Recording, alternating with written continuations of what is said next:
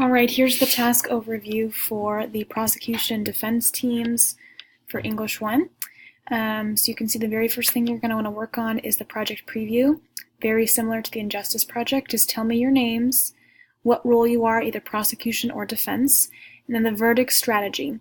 So we went over those 4 options for the prosecution, either first, second degree murder, voluntary manslaughter, or involuntary manslaughter. So choose one of those 4 if you're the prosecution. If you're the defense, you really only have one option, right? Not guilty by reason of insanity. So fill this out, turned in to teams, and then you're good to go on that. And that's due on the 15th or the 16th, depending on whether you're even or odd classes. The next thing I want you to worry about is the they say, I say task. This is going to be due on the 21st, and it's something that I want everyone to do that's in the either defense or prosecution group. So this should look familiar. This column, start thinking about countering opposing viewpoints. What is the opposition going to say to either defend or prosecute Lenny? So if you're the defense, be putting yourself in the mindset of the prosecution and vice versa. And then specifically combat directly things that they might say regarding the case. So how would you counter them and prove them wrong to support your argument?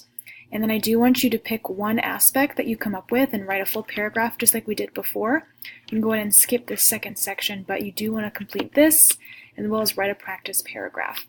And again, that is due on the 21st. You can see the next thing you're going to want to work on are the direct and cross-examination questions. The charts look like this. Write the name of each witness here in that pink box, and then your questions go there. Now, you don't have to fill out all 10 questions for each witness, but I would say 6 to 10 at least is a good number. You can always add more if you need to. The key thing to remember about direct versus cross-examination questions is that direct examination questions cannot be leading questions. So they can't imply an answer in that, and we'll go over more of that in class, but making sure that you're only asking direct questions and saving the leading questions for cross. Okay. Also to remember, the direct examination questions are for the witnesses that you've chosen, versus the cross-examination questions are for the witnesses you've not chosen.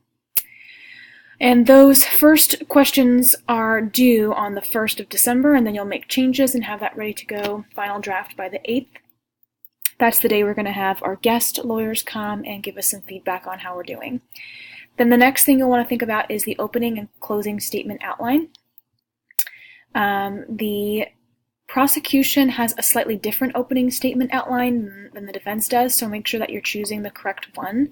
But all of the closing statements are using the same outline, so that is what that looks like. So read the instructions and details carefully so you understand what each part of the outline means.